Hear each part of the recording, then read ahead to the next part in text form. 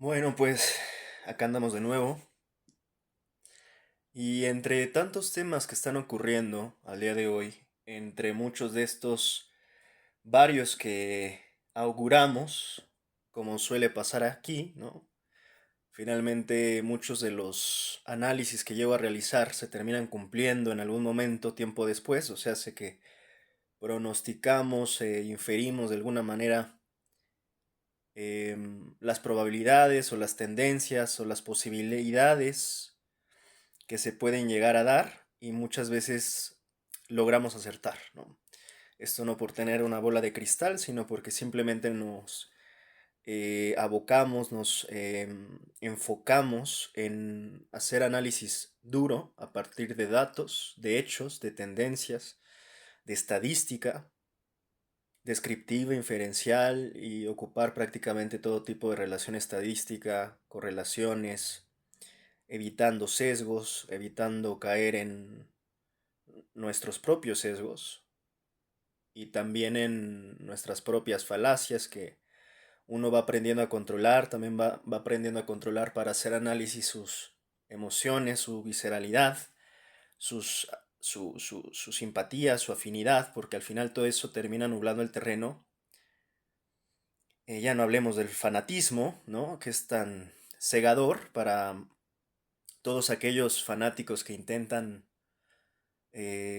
pues hacer al menos aproximaciones de lo que va a pasar es total y absolutamente imposible, dado claramente la ceguera que tienen los fanáticos, pues es muy complicado que puedan llegar a anticipar hechos porque pues todo lo analizan con la bilis, ¿no? Es por eso que es tan peligroso, complicado e indeseable ser fanático, y es lo primero que aquí les recomendamos. Les recomiendo de manera personal, no sean fanáticos, ni de uno ni de otro lado, porque siempre se habla, ¿no? De fanáticos y se señala al otro, ¿no? Y se dice, no, yo no soy, es el otro es fanático, yo no, yo estoy libre de pecado, no, hombre. Hay fanáticos a favor, pero no se les olvide que también hay fanatismos en contra. En México se acusa a los chairos de ser fanáticos, y tal vez habrá algunos chairos fanáticos, pero no se olviden que también hay anti-chairos fanáticos y están igual de perdidos, si no es que hasta más, porque al menos los chairos van ganando. Entonces hay que tener cuidado, en Argentina nos vamos y pues estamos en las mismas, ¿no? La fanaticada de Milei es sumamente peligrosa, ¿no? Más aún cuando combinas quiénes son, y lo he hablado ya en múltiples ocasiones, el fandom principal de Milei son, pues ya no sé ni siquiera si son generación pandemia o generación Z, o como se quieran llamar o autodefinirse, llamarse, pero son los que van naciendo para pronto, ¿no? Y con todo respeto, porque yo suelo respetar a la juventud, yo doy clases a jóvenes, pero también soy crítico de ella porque yo creo que cada generación es responsable de su juventud. Yo fui responsable en mi caso de la juventud que me tocó. Y creo que al final del día, incluso puedo decirlo de manera personal, creo que fui un joven pues a la altura de mi época, y lo digo más allá de arrogancia o modestia falsa, con dignidad, ¿no? Porque realmente considero que fui un joven no problemático y al contrario que procuró también ser productivo para la sociedad. Y en este sentido, ya con eso basta, ¿no? Con que no seas un problema. Y con que aportes más que violencia, pues ideas. Precisamente de este tema estaré comentando un par de días en estos días sobre un proyecto que me parece mediocre con ínfulas de grandeza, llamado proyecto escolar, que recién fueron a hacer una eh, pues no sé cómo se le pueda llamar, una exhibición al, al Congreso. Y que bueno, el tipo este, el chavito, el recién nacido, pues sinceramente me parece que es más arrogancia que inteligencia. Y son esos caminos los que hay que tener cuidado que esta juventud no se empiece a desviar. Yo sí tengo que confesarlo porque sí he convivido con jóvenes ya de estas nuevas generaciones y la verdad es que no quiero sonar al abuelo, porque yo creo que cada generación tiene lo suyo, pero sí creo que las juventudes específicamente de este momento, no estoy ni siquiera defendiendo mi generación, estoy hablando de las juventudes de este momento, sí creo que están decayendo severamente, ¿no? En diversas áreas, ámbitos. Hay mucha arrogancia de su propia ignorancia. Eso es muy peligroso que haya arrogancia de la ignorancia siendo tan jóvenes. Es válido que haya rebeldía, es válido que haya hasta cierto punto una desobediencia, pero que sea una desobediencia con causa, una rebeldía con causa. No se trata de ser arrogante, insultante y lépero nada más porque eso creen que es la gran rebeldía y eso los vuelve inteligentes, ¿no? Yo creo que ante todo la rebeldía precisamente es una... tiene que ser. Yo la veo como una virtud, la rebeldía, siempre y cuando esté encausada, tenga una causa y esté sustentada en la inteligencia. Si esa rebeldía está basada en la estupidez, la verdad es que no eres más que un valiente pen, que además se siente pues grandioso, ¿no? Y esto es lo que estoy detectando sinceramente en estas nuevas generaciones jóvenes. Más arrogancia que talento, más arrogancia que inteligencia, mucha queja, se quejan de todo, proponen nada, ¿no? Piensan que a mentadas de madre basta, que con violencia basta, que quejándose de todo basta. Y esto además lo venden como si fuera algo nuevo. No es nuevo. De hecho, bienvenidos al mundo. Prácticamente todas las generaciones que han habitado este planeta, desde que existen los humanos, se ha quejado de sus políticos. Nuestros tatarabuelos se quejaban de los políticos, nuestros abuelos se quejaban de los políticos, nuestros padres, si tenemos la suerte de que aún vivan, se siguen quejando de los políticos. Así que bienvenidos al mundo, mis estimados neonatos. No son los primeros ni los últimos en quejarse de los políticos, ni en mentarles la madre a los políticos, por tanto no se sientan únicos y especiales, únicos y diferentes, en creer que eso los hace grandes revolucionarios. Es peculiar, por ejemplo, que hasta ese mismo proyecto escolar, lejos de ser un algo más que es ese intento de canal de YouTube, ¿por qué no, ya si se van a meter eso, pues hagan un proyecto político, serio, con fundamento, pero no. Ahí es donde ya no quieren dar un paso adelante, ahí es donde ya su rebeldía se les acaba. Eh, con esta ingenuidad sí creo hasta cierto punto de creer que a partir de su canal de YouTube van a hacer una gran revolución. Además, ¿no? Es una burbuja también esta en la que cada vez las juventudes están viviendo en estas redes sociales, como en un mundo paralelo, lo digital y otro el mundo real. Y este es muy buen ejemplo en el caso mexicano con este tema de las marchas de generación Z, todas fracasadas, porque ya no sé cuántas van y todas han fracasado. Creo que entre más marchas de generación Z hay en México, más fracasan, peor se exhiben, peor se humillan.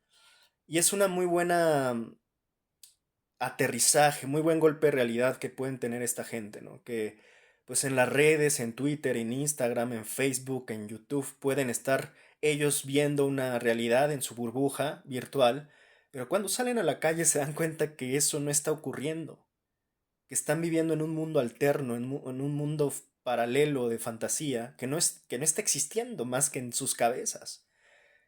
Y les está dando hasta cierto punto en esquizofrenia porque están viviendo en dos mundos, en dos realidades. Y se olvidan que la realidad más importante es la que está fuera de sus pantallas.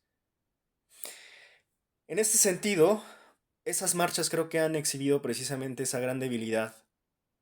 Y que si bien habrá algunos jóvenes que ya, bueno, hemos explicado, eso no tiene caso seguirle dando voz eh, y viralización o foco, a este tipo de marchas mediocres, fraudulentas y sin sentido como las de Generación Z que ya he explicado. Si acaso es Generación Z de sopilotera, una generación sopilotera del PRIAN. Eso fue lo único que fue ya para que, ya quien no se dé cuenta hasta ahora, pues insisto, ojos para su ceguera, es lo que les hace falta.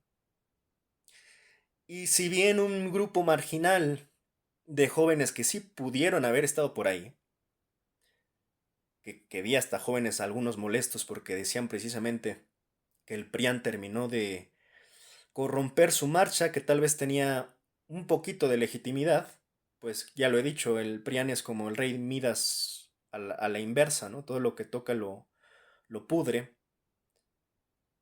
Em, pero aún así, un grupo marginal de jóvenes que pudo haber sido de los que convocaron tal vez en este muégano de marcha que hubo al final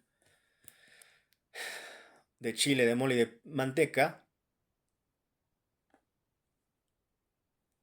pues al final hay que entender que también es un grupo muy limitado en la sociedad. Sí son jóvenes, pero es una ínfima parte de la sociedad mexicana.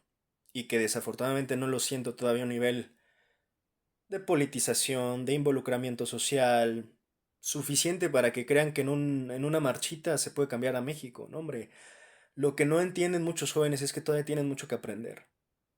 Sí, ahora creo que entiendo a muchos padres también.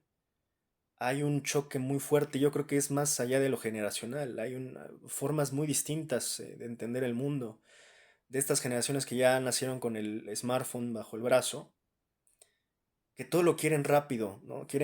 No quieren hacerse cargo de los procesos, quieren que todo cambie como en un clic, en un like, como si el mundo, insisto, el mundo real funcionara igual que el mundo digital, a través de el feed y vas cambiando las cosas con rapidez, sin pausa, sin pensamiento, sin calma. Quieres todo en reacción, ya, ya, comparte, da like, share, listo, viral, vámonos, vámonos, vámonos.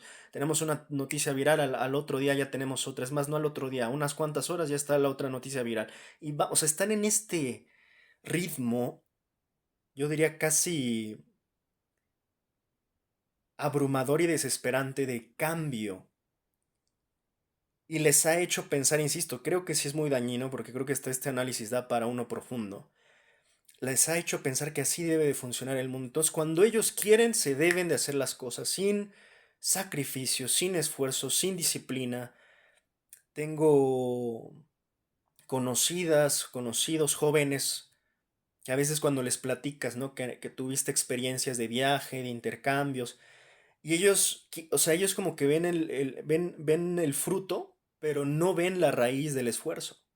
Y eso es muy peligroso porque piensan que uno se fue así nomás, llegó y tocó la puerta y ya estaba tu boleto de avión listo para que tú te fueras, sin entender los sacrificios previos y la disciplina previa que te lleva a ser merecedor de muchas de esos que pues, se podrían considerar privilegios, pero que al final consigues a través del sudor y del esfuerzo y de la disciplina que te lleva a finalmente tener esos beneficios.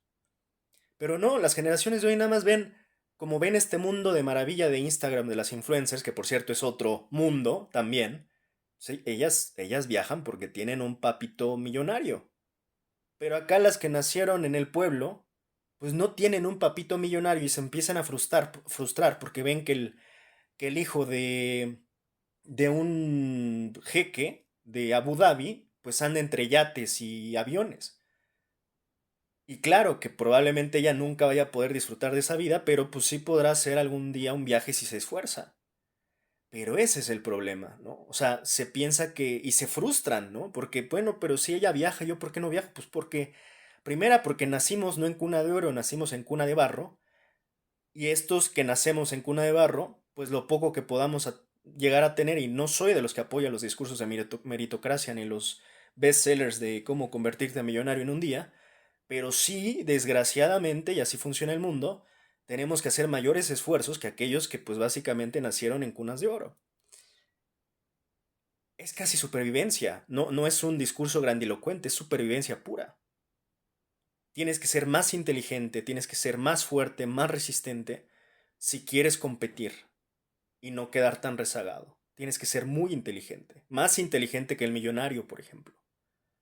Porque ellos también luego se confían en esa zona de confort y bueno, ya no te cuento, el millonario pudo haber sido inteligente, pero los hijos de los millonarios, te apuesto que con tanta comodidad en la que nacieron, ya no se esfuerzan tampoco.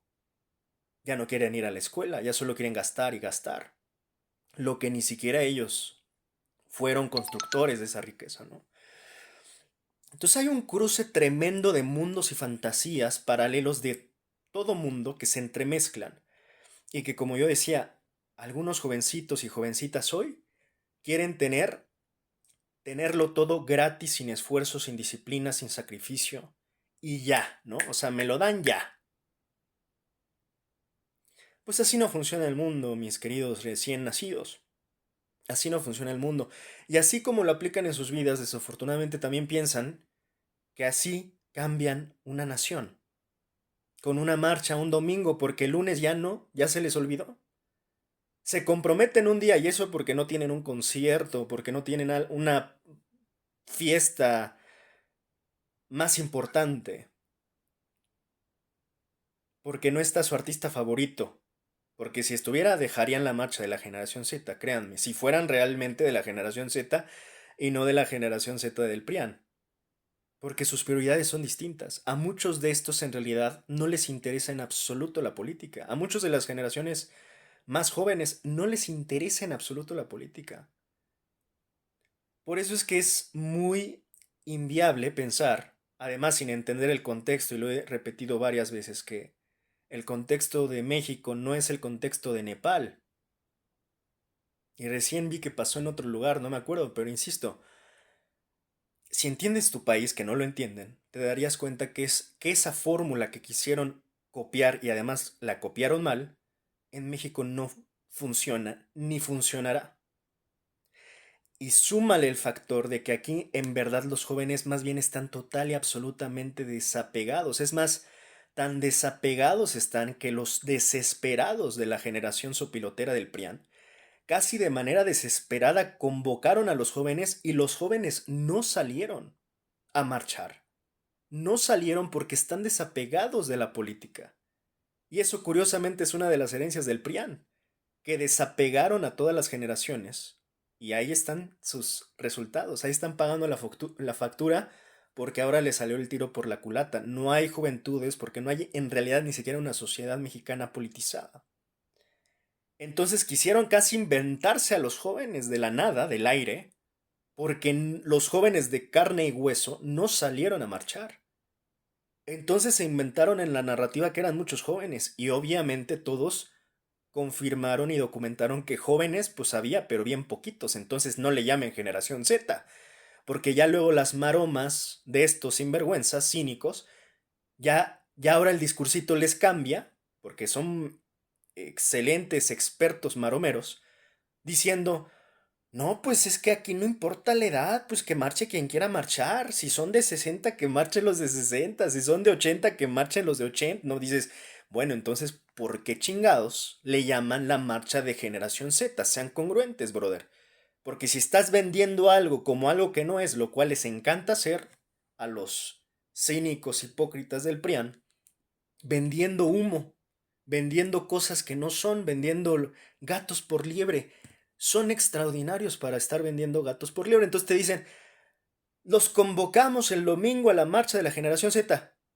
Llegas a la generación Z, no hay generación Z. Bueno, pues es que al final si quieren marchar los abuelitos, pues que marchen los abuelitos. Bueno, entonces no vendas esto como una marcha de la generación Z. Sí, ya sabemos, no necesitan recordarnos que cualquiera puede salir a marchar cuando quiera, el día que quiera. Pero no vendas esto como una gran revuelta y revolución de los jóvenes que están hartos en el México de hoy, de Claudia Sheinbaum. Porque eso en verdad es humillante. Y creo que no se alcanzan a ver que para ellos mismos es sumamente humillante tenerse que estar exhibiendo, pero están en tanto fanatismo y estupidez que no se dan cuenta, insisto, de su cinismo. Y fanatismo. Ahora, entre estas cosas que he estado anticipando, no me quiero extender demasiado porque precisamente hablo a cada rato de estos temas. Ya después veo, es más, hasta ya me tomo días de descanso porque digo, a ver, eso que hoy están poniendo todos en sus medios digitales, periodísticos, yo ya lo comenté, ¿no? Y es muy común como prácticamente cada que hay una noticia todos hablan de lo mismo. Hay otra noticia y todos hablan de lo mismo. Acá hay una distinción y sí, ahora sí que se la copio un poco a mi profesor libanés, que aún no digo el nombre, pero ya se imaginarán quién es, que dice, aquí no decimos lo que ya pasó, decimos lo que va a pasar. Y hay una gran diferencia en el análisis, ¿no? Que es prospectivo, no retrospectivo. La gran mayoría de los medios pues van analizando conforme el día al día y pues es que yo no toleraría ese ritmo, la verdad. O sea, te traen ahí maiceado de cada noticia y estar hablando de que si hoy esto, bueno, allá hablan de esto, que si hoy Trump pone aranceles, bueno, que si hoy María Corina Machado, ahí van todos, María Corina, que si mañana María Amparo Casar, ahí van todos a hablar.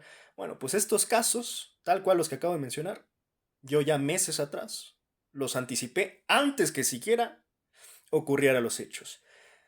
Por eso los voy a mencionar a muy grandes rasgos. Sobre María Corina Machado, desde que estuvo el Nobel, explícitamente hablé que ese Nobel no era de la paz, era de la guerra. Ese Nobel no era de la paz. Explícitamente lo mencioné. Lo comentaremos un par de ocasiones, pero hoy me quiero ir un poco más rápido porque vamos a hablar de algo importante. Sobre María Amparo Casar. Bueno, antes de ir a María Amparo. María Corina Machado, la verdad, y lo dije desde entonces, me parecía un total y absoluto fraude. Un agente del caos. Más que de Nobel de la Paz, le hubieran dado el de la agente bélica del año. Porque para Nobel de la Paz creo que había muchos mejores perfiles. De entrada, la relatora de las Naciones Unidas, Francesca Albanese, me parece que pues se merecía mucho más un Nobel de la Paz. Era alguien que verdaderamente se lo merece por todo lo que se ha arriesgado, por el tema tan relevante en el cual realmente se ha metido y que es sumamente peligroso. Y todos los prohibiciones, restricciones, amenazas que ha tenido que padecer Francesca Albanese simple y llanamente por defender la causa palestina, que es, y lo he dicho siempre, la causa de la humanidad. No es ya solo de Palestina, es de la humanidad. Y que ella la ha defendido cabalmente. Así que cuando te dicen, bueno, pues es que a quién le hubieras dado el Nobel, además a la única que se le podía dar, que era María Corina Machado, mijo, hay una lista al menos de 50 personas. Y yo hubiera elegido a Francesca. Pero había 40 más, 49 más en la lista. No, no, se la dan a María Corina Machado por razones específicas y bélicas además. Siguiendo una agenda que es además trompista, porque yo lo dije en aquel momento. Se lo dan a ella, pero indirectamente se lo dieron a Trump, porque se lo dieron a la agenda de Trump y por eso digo que siempre me anticipo. Tardaron unas semanas, un par de semanas, y ya tenías los barcos en las costas venezolanas.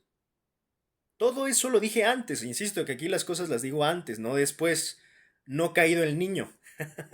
Aquí procuramos tapar el pozo primero antes de que se caiga el niño. Entonces por eso hay que hacer análisis eh, prospectivo hacia adelante para tratar de evitar y decidir antes, anticiparse a las decisiones. Para eso sobre todo, pues este tipo de análisis. Sobre todo para eso es. En ese sentido, ya lo hablaremos después, pero no tanto porque en realidad ya lo hablamos, insisto. Generalmente pues me anticipo a esto y los análisis están, si los buscan aquí mismo en este canal. Así que pues de momento, con el tema de María Corina, con el tema de la invasión a Venezuela que ya pues tienen todos sus portaaviones ahí. Bueno, ya eso es terrible lo que está pasando. O sea, siempre hablé de la... Incluso tengo análisis, esperemos, es de los que verdad espero equivocarme, pero un análisis que titulé Crónica de una intervención anunciada en México. Pero bueno, la intervención anunciada en Venezuela estaba cantadísima. Y bueno, por razones que ya sabíamos, y si no sabes, pues, dónde has estado viviendo en una cueva, obviamente por razones que todo tienen que ver menos lo que justifican con respecto a supuestamente el combate contra el crimen venezolano. ¿De cuándo acá les preocupó el combate al crimen venezolano? Por Dios, ¿no? Todos sabemos que es por el petróleo y muchos otros recursos, pero principalmente en Venezuela, que es el rey de las reservas petroleras en el mundo. Por eso es, hombre, ya no se engañen, no se chupen el dedo, se ven mal en estar negando algo que es tan evidente. No exhiban de más su ceguera o su ignorancia. Al final, la ignorancia también es un tipo de ceguera. Ahora siguiendo y también me voy rápido, el tema de María Amparo Casar, de nuevo, esto ya lo habíamos también comentado. En nado sincronizado, insisto, todos los periodistas ahora andan hablando de María Amparo y María Amparo y María Amparo, insisto, a ver, qué desgaste, ¿no? Y pasa el hecho y ahí van todos, insisto, los traen maiceados, o sea, como les dan al piste y ahí van, les dan al piste en la otra mano y ahí van a la otra mano, o sea, no, yo no aguantaré ese ritmo, ¿no? La verdad de muchos, pues supuestos expertos analistas que todavía peor. La verdad no les ves a veces ni los expertos ni los buenos analistas, ¿no? Muy básicos suelen ser sus aproximaciones, lecturas, análisis en general. Obviamente tengo mis favoritos, mis analistas predilectos, pero bueno, me los guardo, ¿no? Celosamente porque en realidad no hay muchos. El tema de María Amparo Casar, pues también, ¿qué más digo, no? Casi creo que en cada video la menciono, la nombro, la invoco cuando hablo de temas de corrupción. Casi en todos mis videos, en algún momento del video, hablo de María Amparo Casar como el mal ejemplo de la corrupción, que irónicamente es la presidenta de Mexicanos contra la Corrupción, y cada que puedo digo que María Amparo Casar es la reina de la corrupción, la corrupta más grande del país, siendo la presidenta de Mexicanos contra la Corrupción. Vaya hipocresía, vaya cinismo, vaya ironía, ¿no? Y pues que obviamente, y esperemos sí se le aplique la ley, porque por más que ese caso intenten darle maroma y teatro, es un caso que simple y llanamente, sin mucha explicación, se ve a leguas la corrupción. Por más que Ciro Gómez Leiva, ya hace rato vi una cápsula de Ciro Gómez Leiva celebrando que pospusieran, porque al parecer precisamente mañana martes iban a hacerle una audiencia o primera audiencia, y Ciro Gómez Leiva, que es otro impresentable, cínico, sinvergüenza, celebrando la decisión de la fiscalía por posponerlo. Pero eso tampoco nos sorprende de Ciro Gómez Leiva, un inepto, corrupto, succionador del poder. Porque no es periodista, no se confundan, es un succionador del poder. Se la succionó a todo mundo en los sexenios prianistas. Para que hoy tengas a un Ciro con cada vez más pelo y más bilis y más... ves su cara y te da lástima el señor. No sé por qué no se ha jubilado. Eh, yo creo que es catártico para él estar tirando odio en las mañanas desde España, ¿no? Eh, le ves la cara desencajada, verdaderamente llena de rencor con la vida o con no sé quién, con López Obrador, que no, yo creo que no lo deja dormir. Es peculiar como ahora López Obrador sale tan tranquilo en su rancho donde se ve bastante sereno moreno y luego ves a Ciro que de verdad se ve tremendamente traumado, ¿no? Ahí tú te das cuenta quién ganó y quién perdió. López Obrador en su sillita, su cafecito, un pavo real atrás. Bien chill. Y luego ves a Ciro Gómez Leiva que está a punto de psiquiátrico. ¿Quién ganó y quién perdió? Ahí se los dejo de tarea, ¿no? Ustedes digan. Pero es muy evidente.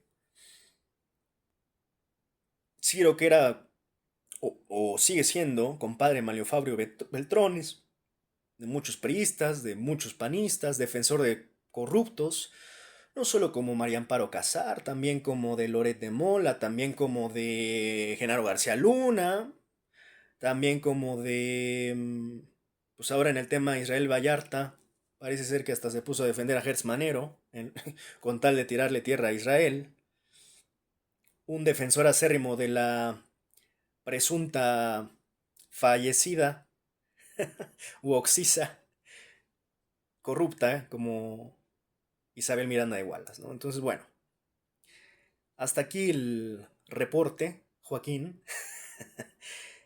y próximamente estaremos hablando de la diferencia de izquierda y derecha, porque también sucedió que en Chile acaba de ganar la derecha, pero eso lo dejaremos para el análisis siguiente, que es importante.